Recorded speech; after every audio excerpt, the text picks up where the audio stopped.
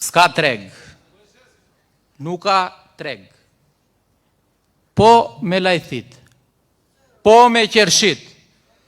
Ku janë subvencionet?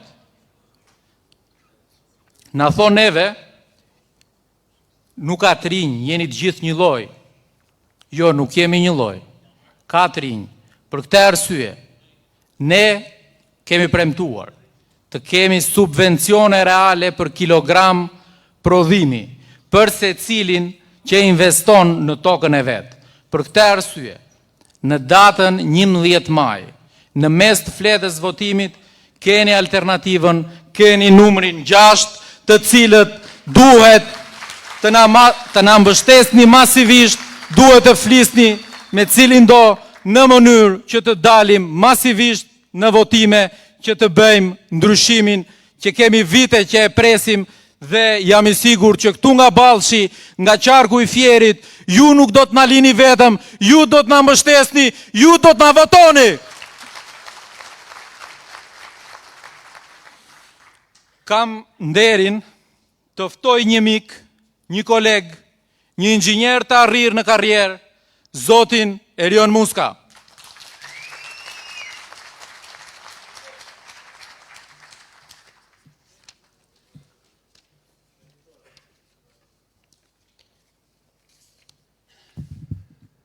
Përshëndetje të gjithëve, faleminderit që keni ardhur në këtë mbrëmje këtu në Mallakastër, në Ballsh, faleminderit nga zemra që të gjithëve. Mua më quajnë Erion Muska, lindur dhe rritur në qytetin e Fierit, kam studiuar inxhinieri informatike në Universitetin Politeknik të Tiranës dhe punoj prej vitesh në sektorin e IT-s dhe telekomunikacionit. Sot, përpara jush, vi si një nga kandidatët e qarkut Fier, si një nga njerëzit që do kandidoj në këto zgjedhje në 11 maj në zgjedhjet parlamentare të këtij viti. Si që e dini, në 4 mars është mbyllur përfundimisht procesi regjistrimit nga diaspora. Shumë prej bashkëdhetarëve tanë, motra, vëllezër, të afërm, miq, familjar, të cilët u regjistruan nga diaspora sot llogariten mbi 245.000. 245.000 njerëz i mungoj këtij vendi, 245.000 njerëz janë larguar nga ky vend në këto vite. Vetëm në qarkun e Fierit llogariten gati 40.000 njerëz të regjistruar. Çfarë do thotë kjo? Qarku i dytë i vendit bëhet njëkohësisht dhe qarku i dytë më i shpopulluar i vendit. Leximi i këtyre shifrave të trishta na bën të kuptojmë që për qarkun e Fierit ka vetëm një zgjidhje dhe vetëm zgjidhja është kjo fleta këtu e votimit. Ju i keni dëgjuar shpeshherë, e keni dëgjuar dhe këtë zotrin kryeministër që thotë mos shikoni as majtas as djathtas pa aty në qendër. Ja ku është fleta e votimit. Shiko çka në të majt? Ka tepsi, kusi, kazan, tav, daulle, buf, kënet, e tjerë. Këto 5 djathtas nuk duat merren fare, nuk e di. Drejt është zgjidhja, këtu në mes.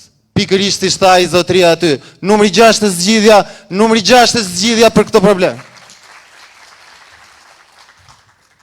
Të nderuar miq, Nisma Shqipëria bëhet vjen përpara jush me një program për të cilin modestisht ju them që është programi më i mirë i përpiluar ndonjëherë.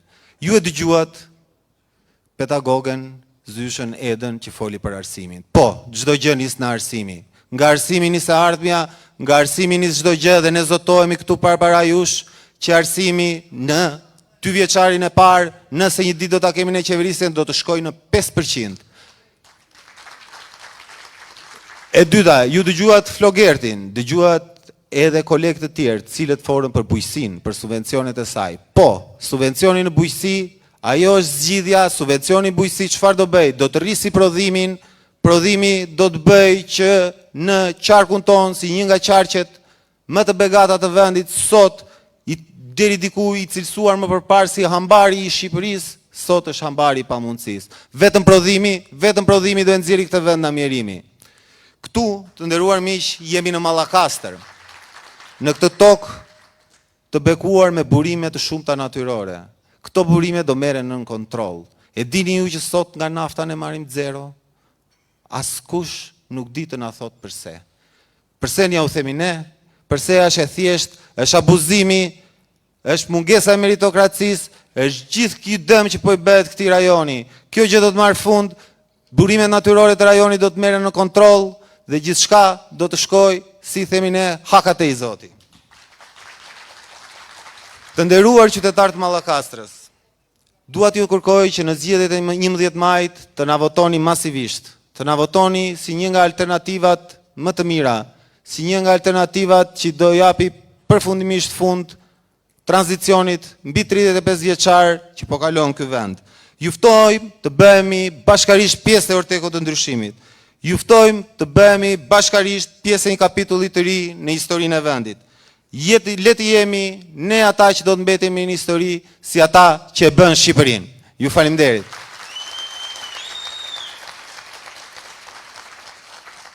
Të nderuar miq, më lejoni të ftoj këtu përpara jush një aktivist, një njeri të mrekullueshëm, ekonomist, para për jush zotërinj, Pano Soko.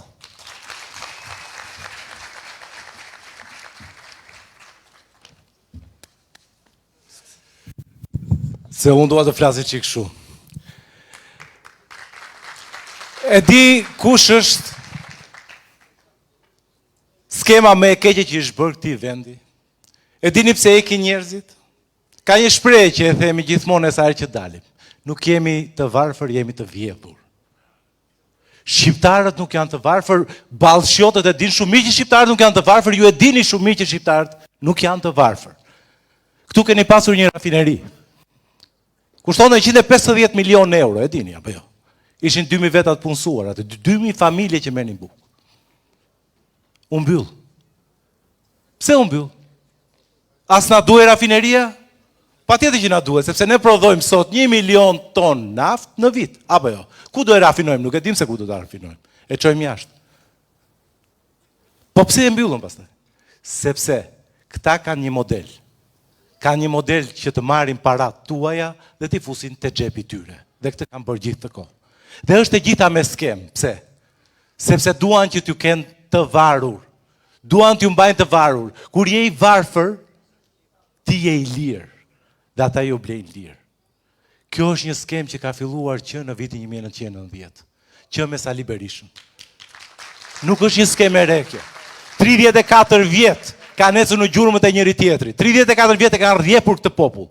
Dhe duan ta bëjnë akoma. Dhe çfarë bëjnë? Përpiqen që ta mbajnë lojën brenda tyre. Sa herë që shikojnë të rinj, si këta që dëgjuat tu, që dalin, ata me grushtin e tyre të fortë mundojnë që t'i mbyllin, t'i ulin poshtë. Por këtë radhë nuk kam për t'ja dalë. Unë nuk dua të zgjadhem shumë, dua t'ja jap fjalën atij për të cilin kemi ardhur që të gjithë besoj. Adriatik Labas.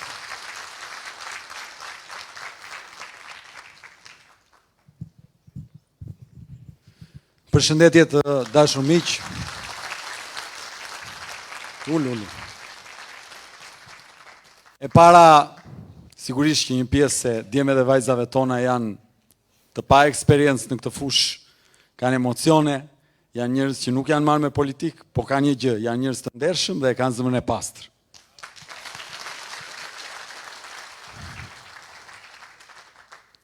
Në fakt, kjo që po bëjmë është një betejë e vështirë.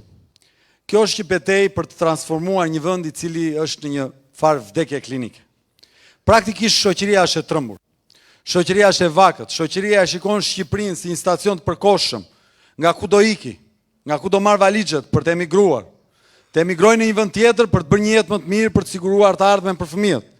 Dhe po ta vini re, të gjithë janë me mëdyshje. Të punojnë e të investojnë në atë dheun e tyre, apo të ikin nga ky vend. Dhe kjo është arsyeja që nuk ka revolt dhe nuk ka ndryshim. Dhe këtë duam të ndryshojmë. Duam t'i bëjmë njerëzit të gjejnë kurajon për të marrë forcën për të bërë ndryshimin e dur. Sepse kudo që të shkojmë, kudo që kanë shkuar shqiptarët, në takimet që unë bëjnë në çdo cep të botës, konstatoj që në asnjë vend tjetër nuk e gjejnë shpirtin dhe vendin e tyre njësoj si në Shqipëri. Si vjet do të votoj diaspora. Dhe për këtë ne jemi shumë krenar. Jemi krenar sepse jemi njerëzit që e mundësuan atë. Mblodhëm 21.000 firma, shkruam një projekt ligj, e dorëzuam në parlament, u miratua dhe e bëm këtë përkundrejt faktit që të gjithë na thoshin nuk do ja dilni dot. nuk do ja dili dot se ata kanë 140 numra, ata kanë parlamentin, ata votojnë, ata janë njerëzit që vendosin. Fakti është që ne ja dolëm dhe diaspora kësaj herë do të votoj. Tani, çfarë kemi ndryshe, se politikanë, njerëz që u kanë kërkuar mbështetje kanë ardhur shumë në këto vite, besoj në Baushë, në gjithë qarkun e Fierit. E ndryshme është fakti që lidhet me atë që ne propozojmë. Ne nuk propozojmë që t'ikin këta e të vim ne, se ne jemi më të mirë se këta janë të korruptuar, ne jemi të ndershëm e jo nga këto gjëra. Ajo që ne propozojmë lidhet me ndryshimin konceptual të vendit, me demokratizimin e vendit. Dhe ne kemi 4 pika kryesore. 1, vota e diasporës që e realizuam. 2, hapja e sistemit zgjedhor, që do të thot hapja e listave, që ju të mos votoni më ata që u sjell kryetari i partisë, po të votoni ata që ju besoni se janë më të mirët. 3, ligji për referendumet. Ligji për referendumet që u kthem fuqinë juve. Çdo me thënë, ju e votoni një në 4 vjet qeverin. Ju e votoni një në 4 vjet bashkin. Qeveria dhe parlamenti marrin vendime, nxjerrin ligje, bashkia merr vendime, po ashtu. Po ju gjatë 4 viteve mund mos jeni dakord me një vendim të këshillit bashkiak, atë parlamentit, atë qeverisë. Me sistemin e sotëm, ju nuk keni mundësi për ta korrigjuar. Ndërkohë me ligjin për referendumet që ne propozojmë, fuqia kthehet te ju, sepse ju mund të zhbëni çdo vendim që merr bashkia, që merr kryetari i bashkisë, që merr qeveria, që merr kryeministri, që merr parlamenti. Fuqia reale kthehet te qytetari, te ju. Gjëja më e trisht që unë dëgjoj, më e trishta që unë dëgjoj në takimet me njerëzit është, ju lutem mos na zhgënjeni. Mos na zhgënjeni, thonë qytetarët. Dhe këtë e thonë edhe prindër në moshë prindërve të mi. Po pse duhet qytetari të ngelet në shpresën e një politikani dhe t'i thotë të lutem mos na zhgënjeni? Sepse sistemi sot është i tillë që ja jep fuqinë atij dhe jo qytetarit. Ndërkohë duhet e kundërta. Për këtë arsye ne qëndrojmë fuqishëm për ligjin për referendumet, sepse ajo që duket si gjëja e largët që nuk ndikon në jetën tuaj, se me të drejtë ju mendoni buka, familja, spitali, shkolla, rruga, në fakt ajo është drejt për drejt e lidhur. Shikoni në Roskovec aty afër. Kanë shkuar dhe do të ndërtojnë në tokë bujqësore të kategorisë së parë një termocentral me teknologji të viteve 70-80. Po e prishin fushën bujqësore. Shikoni aty në vëri, kanë protestuar unë aty, për fushën e mbetjeve. Kanë shkuar në kategorinë e parë të tokës bujqësore shqiptare dhe kanë ndërtuar një impjant të përpunimit të djegjes së plerave. Dhe askush nuk i ka ndaluar dot. Pse? Sepse ligji sot është i atij që ata bëjnë çfarë të duan dhe nuk u pyesin ju. Çfarë duam të bëjmë ne? Ne duam ta ndryshojmë që të bëjmë një ligj që në fund të ditës banorët e vërisë të thonë, jo, toka këtu është bujqësore, nuk është tokë për të incineruar plera. Banorët e Roskovecit thotë, jo, toka këtu është bujqësore, nuk është tokë për të ndërtuar termocentrale. Ndaj, na duhet ligji për referendumet për të ndalur padrejtësinë që bëhet në kurrizë të popullit shqiptar. Po çfarë kërkojmë tjetër? Kërkojmë depolitizimin e administratës zgjedhore. Çdo me thënë, shumë e thjeshtë. Keni parë ju ndonjë ndeshje futbolli që çdo ekip të ketë arbitrin e vet? Nuk ka. Po ndonjë kampionat futbolli a basketbolli që të gjitha ekipet të arbitrohen nga arbitrat e 2 ekipeve? Nuk ka. Ajo që ndodh në Shqipërinë politikë është eksaktësisht kjo. Arbitrat e 2 partive politike arbitrojnë të gjithë skenën politike duke numëruar, duke vendosur, duke certifikuar, duke vullosur ata rezultatet që nuk janë vetëm të partive të tyre, po janë të gjithë të tjerëve. Dhe ne këtë duam ta zhbëjmë që më në fund në Shqipëri të ketë zgjedhje të lira dhe të ndershme. Duam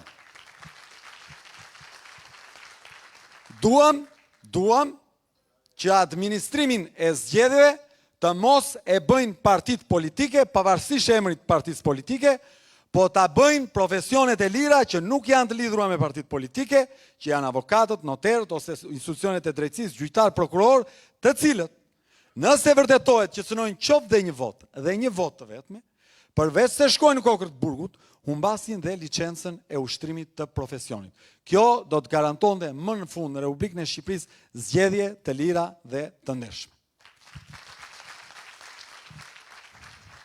Po për te ideologjisë tonë, asaj mënyre që ne parashikojmë për të ndryshuar Republikën tonë, konceptet e ligjit tonë. Ne në Republikën e Shqipërisë kemi dhe një program të cilin po ja propozojmë qytetarëve qytet me qytet dhe kemi ardhur këtu në Baush. Unë po ndalem në disa nga pikat, pastaj ju mund të më pyesni gjithë çka doni për ta sqaruar përballë qytetarëve të Baushit. Pika e parë që ne kemi në program lidhet me arsimin. Sot në Republikën e Shqipërisë hidhen në arsim 2.39% e prodhimit kombëtar. Në Kosovë hidhen 4.6%, ndërkohë mesatarja e vendeve të BE-s është sa 5% e prodhimit kombëtar. Çfarë parashikojmë ne? Ne parashikojmë që në 24 muaj ta çojmë në 5% prodhimit kombëtar investimin në arsim dhe në 48 muaj ta çojmë në 7% prodhimit kombëtar, sepse kjo do të jetë mundësia që përmes parave nga buxheti i shtetit të mund të ndërtojmë shkolla, qerdhe, universitete, të cilat kanë cilësinë dhe standardet e duhura dhe të paguajmë mësuesit me rrogat e dinjitetit, rrogat e duhura. Çfarë do bëhet me këto para? 1. Fëmia do ta nisë arsimin në orën 8 të mëngjesit dhe do ta përfundoj në orën 1 të drekës, siç është dhe sot. Nga ora 1 deri në orën 2 fëmia do të konsumojë drekën dhe nga ora 2 deri në orën 5 fëmia do të kryej detyrat me mësues në shkollën përkatëse dhe në orën 5 prindit do të shkojnë dhe do ta marrin në shkollë. Sepse sot ndodh që shoja shkollave gjyshër të cilët presin fëmijët, sepse nuk kanë ku t'i lënë në orën 1. Ose prindër të cilët nuk shkojnë në punë, sepse presin të marrin fëmijën për ta mbajtur ke shtëpia. Ka dhe familjarë të tjerë të cilët nuk kanë mundësi të paguajnë kurset, për t'i çuar fëmijët të vetëdijsojnë e të mësojnë. Ndaj ne buxhetin për arsimin do ta çojmë kaq për të transformuar shkollën, sepse fëmijët janë e ardhmja dhe ne dalim nga mëngjesi në shtëpia për të transformuar jetën e fëmijëve tanë. Së dyti është punësimi. Tani këtu në Baush, vetë punësimi është një nga faktorët kryesorë, se uzinën e kanë mbyllur. Ne parashikojmë që në programin ton për bizneset e vogla me xhiro deri në 200 milion lek në vit, xhiro vjetore, ti përjashtojmë nga tatimi mbi fitimin duke e bërë atë 0. Që do të thotë, nëse ke një dyqan, nëse ke një furbuke, nëse ke një pastiqeri, një punishte e me radhë, për një xhiro deri në 200 milion lek në vit, ti nuk do të paguash tatim fitimi. Përse kjo? Sepse duam që familje së zakonshme shqiptare, shqiptarit të ndershëm që punon në vendin e vet, t'i japi mundësi të krijojë një jetesë dinjitoze e me ato fitime që do marr, të blejë një makinë më të mirë, të ndërtojë një shtëpi më të mirë, të bëjë një shkollë më të mirë, të hajë një ushqim më të mirë. Të gjitha këto do të rrisin konsumin, rritja e konsumit do të rrisë konsumin dhe biznesi i madh. Biznesi i madh është ai që do të paguaj tatimet te buxheti i shtetit me të cilat do bëhen rrugët, shkollat dhe pensionet tuaja. Tani, kam diçka për të thënë, ju e keni ndjek kryeministrin. Sigurisht që në sallat tona vinë njerëz me vullnetin e tyre. Vinë njerëz me shpirt të lirë, të pa detyruar, të pa kërcënuar, pa blerë, njerëz cilët duan e vinë. E keni dëgjuar si thot, ka thënë që do ta bëjmë buxhetin për pensionistët të rritet dhe pensionin minimal në fshat dhe në qytet do ta vendosim 200 euro. Tani sot pensioni mesatar në fshat është 111.000 lek të vjetra. Kur një vit më parë, unë personalisht kam dalë dhe kam thënë që ne nëse vim një ditë në pushtet do ta bëjmë pensionin minimal 200 euro, sepse kaq është minimumi jetik mbi të cilin mund të punojnë qytetarët, mund të jetojnë pensionistët e këtij vendi. Doli kryeministri dhe thoshte ku do t'i gjejnë lekët, janë sudet, qylimat fluturues, pra nuk kish para. Sot, duke qenë se e ndjen se po i rrshket toka në këmbë, se po humbet vota në çdo drejtim, ka dalë dhe thotë në program do ta bëjnë rrogën 200 euro. Tani, përse dje nuk kishte mundësi buxheti i shtetit dhe sot në fushat ka mundësi buxheti i shtetit? A do t'i thoshte këto premtime ai nëse ne nuk do t'ishim në skenën politike shqiptare? A do t'i thoshte këto ai nëse ne do t'ishim në pazar me të? Ai i thot këto sepse tashmë ka një opozit me të cilën ai nuk bën dot marrëveshje. Dhe kjo është rëndësia e një opozite reale. Sepse kur nuk ka një opozit reale, ai tahet. merr bufin, merr kukumjaçkën, merr tepsin, merr timonin, merr tenxheren, merr kusin, tallet nga mëngjesi në darkë. Po kur ai e di që opozita që ka përballë nuk është aty për të bërë pazar me atë, sigurisht që fillon dhe reflekton dhe vendos premtime të cilat në fund të ditës mbeten për ju. Sepse në këtë garë, sido që të shkojë kjo, në fund të ditës pensioni minimal në Republikën e Shqipërisë do të bëhet 200 euro, sepse të gjithë po angazhohen që të jetë 200 euro. Po kush janë të parët që e vendosën si standard dhe e vendosën si detyrim? Ishim ne. Ndaj ju duhet ju që të votoni ndryshimin.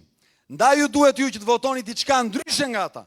Diçka të re, diçka e cila mund të sjellë standard tjetër në rroga, në pensione, në shkollim, në siguri, në çdo gjë. 12 maj, nëse ne nuk dalim me sukses, do të jetë si 11 maj, do të jetë si 10 maj, do të jetë siç është dita sot, në rastin më të mirë. Sepse do të keni të njëjtën vazhdimsi me këta që keni sot. Po jeni të lumtur me jetën që bëni. Ashtu. Në rastin normal, 12 maj, po fituan këta, do të jetë më i tmerrshëm se tani. Pse? Sepse këta do të marrin mesazhin që po dhunoje, prap të voton. Po vidhe, prap të voton. Po largoja fëmijën nga dheu, prap të voton. Po lëre me pension minimal që si jeton dot, prap të voton. Dhe ata do të shtypin edhe më shumë, sepse ju prap do i keni votuar.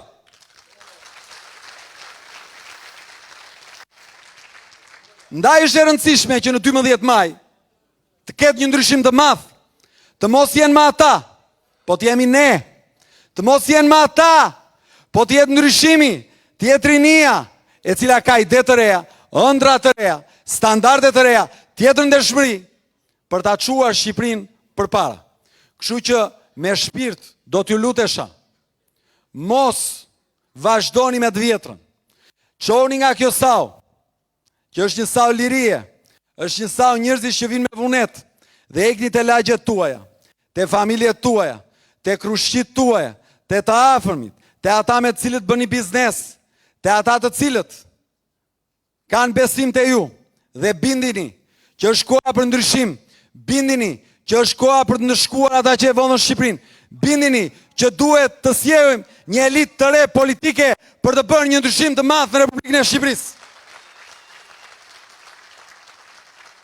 Sepse nëse në 12 maj gjërat do të vazhdojnë njësoj në politik, në 12 maj 500.000 shqiptar të tjerë do të kenë mbledhur mendjen për të marrë valixhet. Mendojeni mirë ju gjyshër, prindër, kush do të shërbej këtu? Kush do të punoj këtu? Kush do të paguaj sigurime këtu? Kush do të mbaj punët në hotele, në biznese, për ata që kanë biznese? Ndaj kjo nuk është lojë. Ky nuk është tifozllëk në stadium ku luan Mallakastra me Fierin. Kjo është një çështje e rëndësisë kombëtare, sepse kësaj here o Shqipëria nis kthesën e madhe, o Shqipëria nuk ka më kthim pas dhe vazhdon në umderën që ka rënë.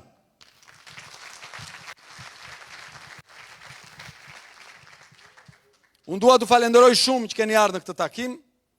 Jam shumë i njohur secilit prej jush. Kjo ka qenë një rrugë e vështirë, por jo e pamundur. Ne do t'ja dalim. Sigurisht, në fillim jo 100%, po si fillim të çajmë sistemin. Dhe unë këtu me ju kam doktoreshën, dentisten, Fioralba Dervishi. Është dentiste në Fier, është vajzë e zonës, punon me nder, do të jetë një përfaqësuese dinjitoze për ju. Unë sot këtu kam doktoren e shkencave, Eda Cauli, e cila është një profesore dhe pedagoge në Tiranë që mëson fëmijët e këtij vendit. Por fatkeqësisht më thot Eda, po i mësoj për të ikur nga Shqipëria, se është mësuese e gjuhëve të huaja, fatkeqësisht.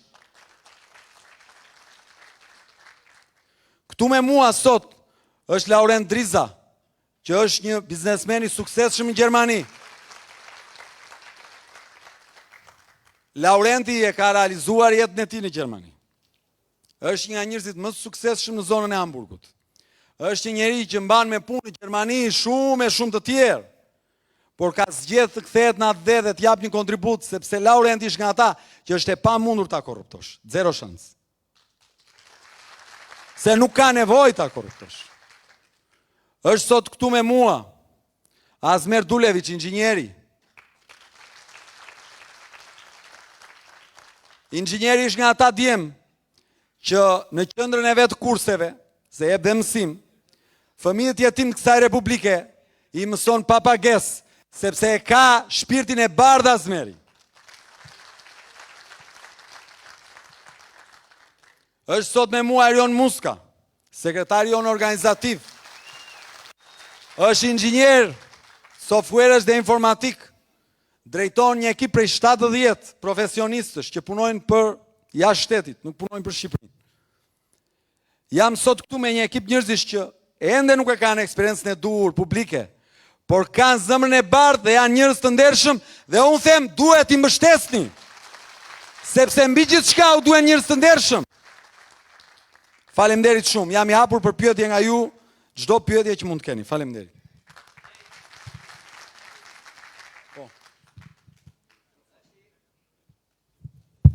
Një dy.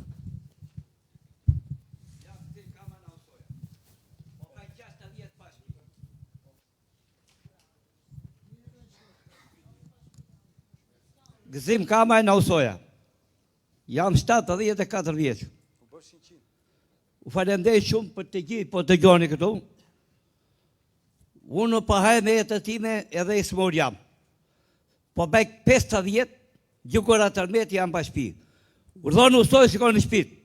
Po pagoj qiran. Pension e kam 114. Nuk kam as kitarë. Shtëpi kam diçameri. Dokumente kam këtu, na bashkia. Po. Të lutem, bëllgoj. Pyetjen të lutem, se pyetja duhet Na jetë... dokumente ja këto. Po, Në qyt, më shto vetë, unë kam bërë. atëherë faleminderit. Pas takimit do më presësh, do t'i shohun. Po Do tani... të lutemi shumë, të gjithë Shqipërisë. Po hajneve të time, o më zgjidhi problemi, ose shtetet të bëj qatë të doj. Faleminderit. Me smërgjit të jeta. Pas takimit, U falendej shumë, na fali të gjithë. pas takimit do më presësh të t'i shoh ato. Me radh kush ka pyetje për çështje që lidhen me publikun, po. Me radh. Po. Qytetari Ballës. Ka dëgjuar që je jurist dhe avokat, apo ka? Po, pyetjen të lutem. Ja janë 980 banorë në Mallakaz, Po, punojës të uzinës. po. Kemi fituar një gjyq me gjykat administrative, Po. që këto gjyq e kemi me vendime. Kemi 6 vjet që kemi probleme, s'kemi më marrë lek tona. Kam dëgjuar në shumë kanale televizive, e dyta pyetje që do gresh një uzinë Ballës. Pyetjen. Pyetja është kjo, kemi fituar një gjyq po temu. Po pyetjen pra. Po pyetje kjo është, kam fituar një gjyq me Jo, kanë fituar një gjyq nuk është pyetje. Pyetja është pas kanë fituar një gjyq. Çfarë Kam ke? fituar gjyq me vendim gjykate. Po, A do i marr to lek? kjo është pyetja. Faleminderit. Po. Pyetja është a do t'i marr lekët. Si e kishe emrin? Arian ta gëzosh. Janë disa gjëra në jetë o Arian që njeriu duhet të përgjigjet edhe pse s'ka përgjegjësi për to, se kështu ti sjell jeta. Një nga këto është kjo. Brezit ton i duhet përgjigjet për ata që pasi shkatruan një rafineri, që nuk është dëgjuar as në Afrikë kjo, të kesh rafineri nafte, edhe ajo rafineria të përpunoj qindra mijëra ton, dhe ti të nxjerrësh nga nën toka miliona ton për vite e vite me radhë, dhe në fund fare, rafineria të ngelet borxh të energjia elektrike në shtet, dhe të mos paguaj dot as rrogat e punëtorëve, kjo nuk është para as në Afrikë, nuk ka të dytë në botë. Është turp i madh. Tani nena duhet taksirati jon të shlyejmë lekët e atyre që i vodhën. Përgjigjja ime për këtë çështje që unë e njoh mirë është e shkurtë dhe saktë. Ne do t'u kthejmë lekët cent më cent, kokër më kokër.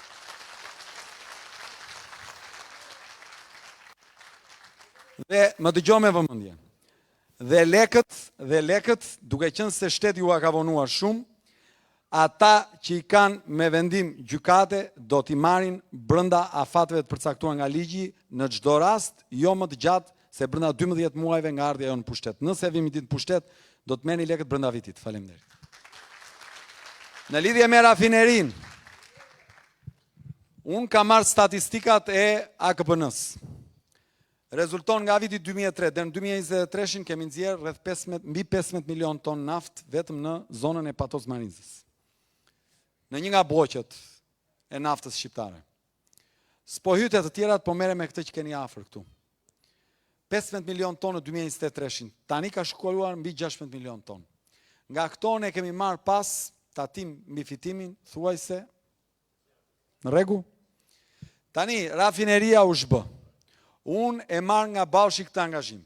Nëse një ditë shtetin shqiptar do ta drejtoj Adriatik Lapaj dhe ky ekip që ne kemi në çdo cep të vendit, ne do të ndërtojmë rafinerin shqiptare të naftës për përpunimin dhe tregtimin e saj. Përse do ta bëjmë këtë? Sepse është e pamundur që vende që nuk kanë naftë në tokën e tyre, të kenë rafineri, ta blejnë naftën nga ne, ta përpunojnë, ta shesin dhe prap të dalin me fitim. Është e pamundur që një shtet që prodhon naftë të mos ketë dot rafineri rentabël që prodhon fitim. Do ta bëjmë rafinerin, do ta rilullëzojmë këtë sektor të vendit në këtë pjesë të dheut dhe të jesh i bindur ti që do të jetë një histori suksesi.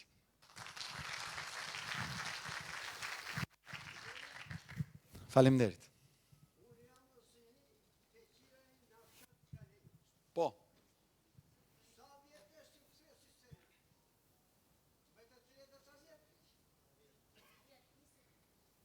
Kalenja e pa pikuj.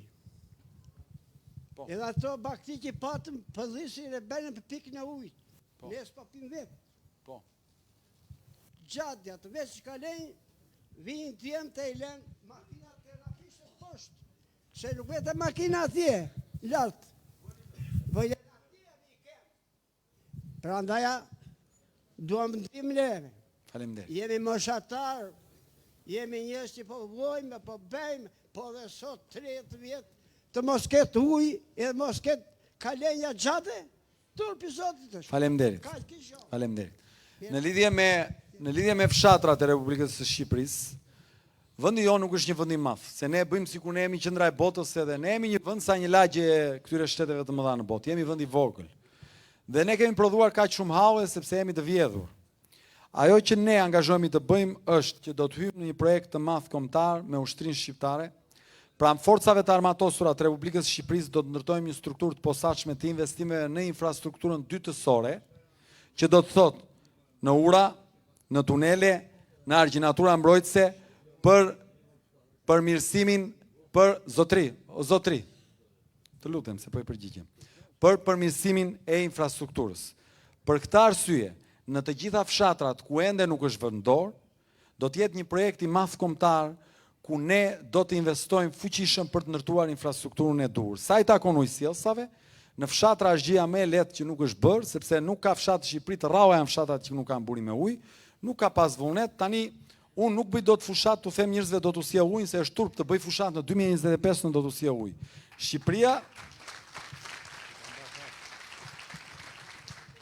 është vendi i dytë në Europë për sasinë e ujit për banor dhe është detyrim për të bërë. Nuk është bërë, turp i madh, do ta bëjmë. Pik. Pyetje tjetër. Më falni, unë jam në Berati, martuar në Ngraçan, jetoj këtu me qera, kam 2 fëmijë të vegjël, edhe nuk ja dal dot me qera. 90.000 lekë që marr ndihmë ekonomike, nuk më dalin. E ku të më dali puna, vetë punoj. Kam punuar edhe pa lekë, kam punuar për të ushqyer fëmijët. Si mund të bëhet kjo punë? Ne parashikojmë që në lidhje me familjet në nevojë, si puna e juaj, nuk do të ketë pagesë pa ndihmë ekonomike nën 200.000 lekë në muaj, sepse 200.000 lekë konsiderohet minimumi për të jetuar. Nuk do të ketë në Shqipëri pension nën 200.000 lekë në muaj, nuk do të ketë as ndihmë ekonomike nën 200.000 lekë në muaj, sepse konsiderohet minimumi për të mbajtur frymën gjallë.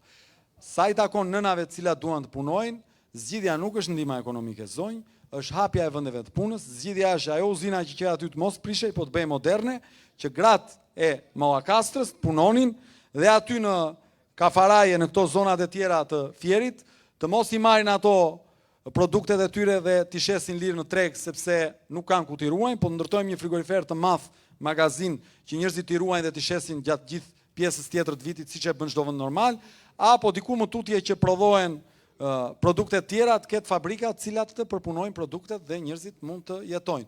Nuk mbahet një vend as me ndihmë ekonomike, as me prava, as me tepsi, as me papagaj e as me kukuvajka. Vendet mbahen me industri. Industri. Po të kishte spinaci, thot një miku im, aq shumë hekur do ishin ndërtuar urat me spinaq. Në rregull. Po të mbaheshin kombet me ndihmë ekonomike, edhe me lakra, edhe me pjeshka, do t'i mbanin të gjitha kombet ashtu. Jo, ndërtojnë fabrika, ndërtojnë uzina, sepse kombet zhvillohen me fabrika, me uzina, me ekonomi. Pyetje, po.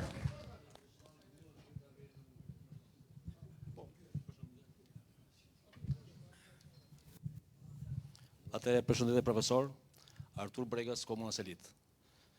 Të urojmë se ardhi në Mallakastër. Juve keni një mbiemër që kemi një burr të gjatë në qeverisë vendin, edhe ja u ngatron pak. Juve jeni Adriatik Labi dhe ju keni vëllan këtu në krah Mallakastriotin. Mos u tund. Do të mbështesim deri në vdekje. Nuk të kam as mik as shok, as të njoh. Por kur i ke thënë kryeministrit se thajnë llaf ty ai që ndryshim nuk bëjnë ata që janë budallë, ka thënë Churchilli, që hajde me mua. Ti i the që ka thënë atë tjetrën që kush konsumon gënjeshtër bën me një stomaku. Aty më ke gozhdor mua ti. Vi nga Komuna Selit, komuna më e egër e Mallakastrës, po kam qef atë pyetje do bëjmë fund ta bëjmë pak bashkë bisedim. Jam një nga ish naftëtarët me profesionin zjarr fiks, më i persekutuari. Unë jam përballur me regjimin që është ngulur në Shqipëri, të kryesuar nga Edi Rama. Kemi bërë njerën që ajo uzinë të mbijetonte që ai fëmia im atij Arli Bregasi ka moshën e Zaos. Fatkeqësia më e madhe s'ka marrë 50.000 lekë në lindjes. Kemi bërë njerën. Do t'japin hesabe atje, po do t'a bëjmë bashkëbisedim thash. Ushit 9 milion euro. Sipas ekspertëve në Mallakastër, për të ushitur ajo uzinë, në kohën e Sali Berisës që kanë votuar unë 35 vjet, vinë nga një familje ekstra e majt, njëjtë të tabura. Për ndryshimin sepse nëna ime që pa dhe sot, kishte një bashkëshort familje, i thoshte te gruri mi mas, te gropa me thellë, ky ishte shembull i sistemi, unë e kuptova dhe për ndryshimin. Por e mbështetën Sali Berishën deri në maksimum dhe sot nuk ja fal për çka ka bërë gjatë rrugës tia. Ka hesabin e vet, e privatizoi. Ngeli 15% garanci e shtetit. Sot unë Artur Bregasi, babai 4 fëmijëve, gruaja 5, si ka mundësi 20 vite punë dhe të mos marrë dot një dhomë në Ballësh. Jetoj me qira. Sot në fshatin tim un kam 500 finar ulliri, 30 vjeçar. Kam 1 hektar vresht. Vreshti prej 2 vjetësh, i ndëruar lapaj, është kthyer në dier. Juve keni thënë që për çdo kokër që do të prodhoni, do të merrni aty ku do të dozoni faturën. Subvencion për kilogram. Po. Atëre unë Artur Bregasi nuk dua punë nga ju, as të më shërbeni asnjë gjë. Jam i Zotit dhe punoj vetë.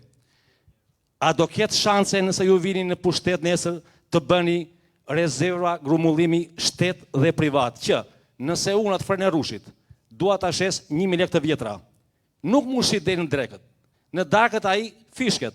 Do ketë shteti aty për krah, një frenë rushi që t'i vej aty në burg, t'i vej aty te kopshti, sepse ka vende shteti ku i çon.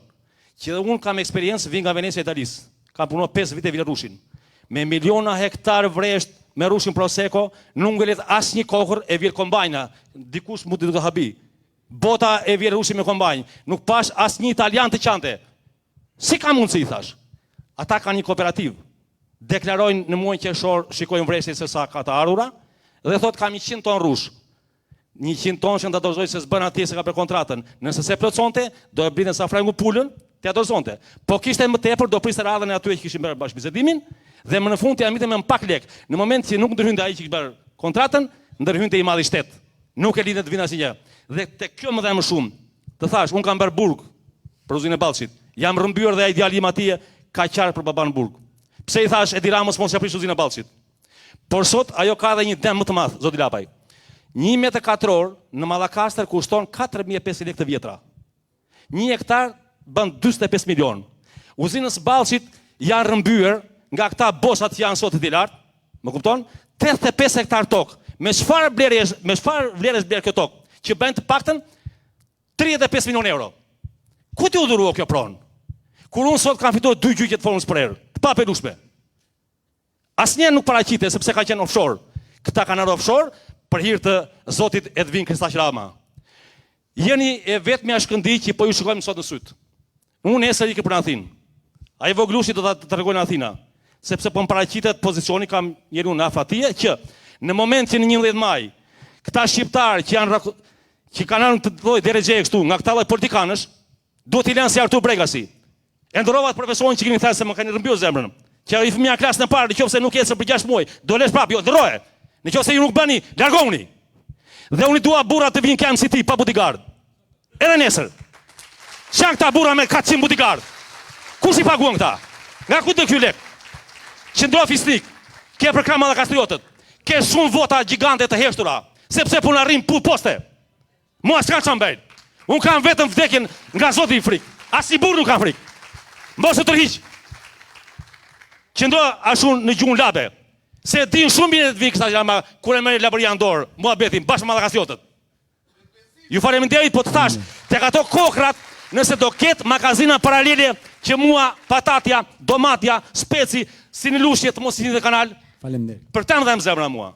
Ju faleminderit që më dëgjuat, faleminderit për të gjithë publikun. Në lidhje me bujqësin, blektorin, peshkimin dhe bletarin, për herë të parë, tani, mirë është mos t'i thosha, po dhe duen thënë se, duke mos i thënë, shkon fjale atyre tjerve pastaj. Për herë të parë në 34 vite ka një program politik të qartë, dhe atë kemi bërë ne. Ne kemi bërë, leça dalin tani edhe, ne. Në themel të ti qëndron rimbursimi për kilogram prodhimi, që do të thotë, prodhove karota, prodhove mandarina, prodhove ujë, do të marrësh pagesë për çdo kilogram nga shteti. Mua nuk më intereson sa fidan ujin ke mbjell ti.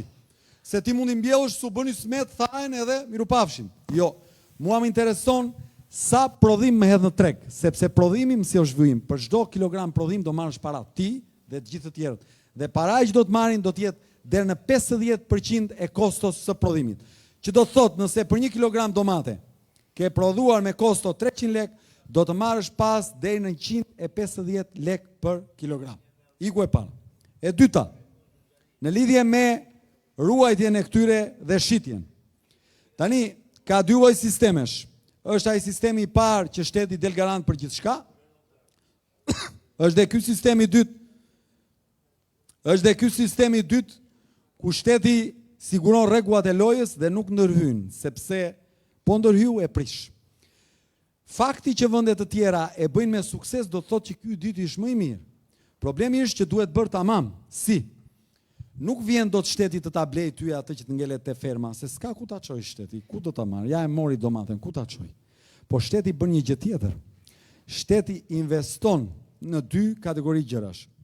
Së pari, në kapacitete frigoriferike të mëdha, ku ti e merr atë manderinën apo portokallin dhe e ruan atje derisa i gjën treg 1 javë, 2 javë, 3 javë me radhë. Dhe e dyta, në linja të përpunimit të produkteve, që do të thotë, nëse ti ke rush, duhet ketë dhe kantin vere aty.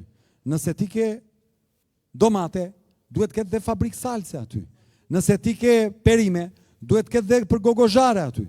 Dhe këtë do të bëjmë ne, në program parashikojmë 30 milion euro në vit, çojmë në të gjithë Republikën për të ndërtuar nga këto sektor që asgjë mos shkoj dëm, që do të thotë se shitet dot në treg, po, do ta marrësh, do ta çosh te fabrika e përpunimit, aty do të jepet me një kosto tjetër dhe shteti do të rimbursojë një pjesë të pagesës. Kështu funksionon në të gjitha vendet demokratike të botës dhe kjo e çon hakun te i Zoti, i sjell parat te ju. E disa është paketa jonë për fshatin, se besoj këtu ka nga zonat e fshatrave duhet ketë. Paketa jonë për fshatrin, e disa është. Ja u them unë ja dy gjëra. Kosova ka 3 herë tokë bujqësore më pak se ne, afërsisht, po ndërkohë ka buxhetin për bujqësinë 3 herë më të madh. Ne subvencionojmë rreth 50 milion tani, 26 e kemi pas në vit, ndërkohë këto para shkojnë në pak duar nga këta që janë të lidhur me pushtetin, ndërkohë Kosova subvencionon 150 milion euro në vit. Me skemën tonë subvencionimit, ne do të sjellëm në fshatin shqiptar që në vitin e parë 300 milion euro në vit, dhe në fund 4 viteve për shkak të rritjes prodhimit, synojmë që të arrijmë në 500 milion euro në vit. 500 milion euro në vit janë mbi 500 miliard lek. 500 miliard lek janë shumë para për fshatin shqiptar, janë aq para sa të rinj nuk do t'i kinë më, madje edhe një pjesë tjetër duhet kthehen, sepse do të fitojnë më shumë në shtëpitë e tyre se aty ku vjen e punojnë në ujit e grekut, të italianit e të spanjollit. Pyetje tjetër.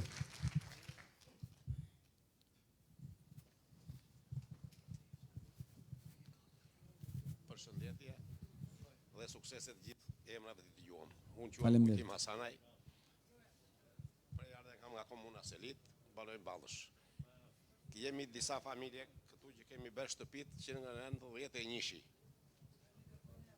Në 93-shin i kam bërë me gjyqtar me Ilirian Qelibashin, Irena Maneko, i Betekuse, Flora Zotaj, Po Kancelare. mbajnë çik afër që të Dhe, dëgjojmë. dhe neve nuk po na bën dokumentat. Po. Kemi aplikuar mbi disa herë. Edhe në aluizëm në Fier, sa mi hoqen e dokumentat originale, kam fotokopë mi që pata ato, se nuk di se nga varë se nga shkuar, dhe zgjidhe s'po marim. Jemi disa familje këtu poshtë jemi, janë 10 familje. Asi rrugë zgjidhe nuk kemi marë. Se si bëhet punë dhe shi? Objektet i ke të ndërtuar në ç'vite? Po, shtëpi bëja, batoj brenda, jetoj brenda. Po në ç'vite ke ndërtuar? 91-shin e kam ndërtuar. Po ato ka një ligj tani në fuqi që duhet ta adresojë 2020 ai quhet. Ligji e rregullon këtë Po çështje. se kështë rregulluar, u si kam marrë dokumenta, po ne po. Fakti që se kanë bërë do të thotë që nuk kanë zbatuar ligjin, po ligji ekziston se unë nuk dua të gënjej tani. Ligji ekziston dhe do ta zbatojnë.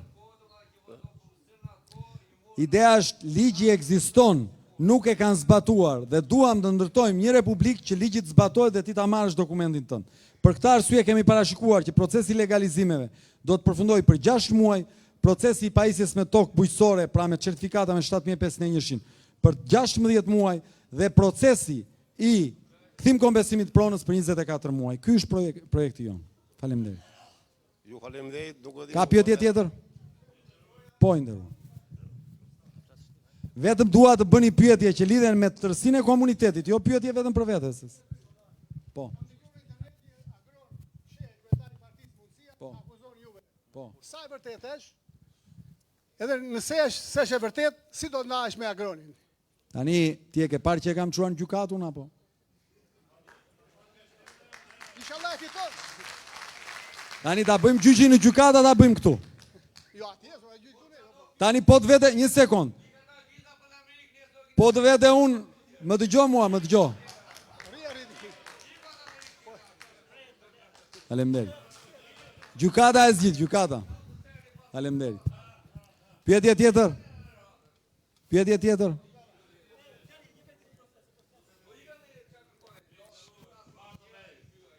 Bardh Babej, një nderuar,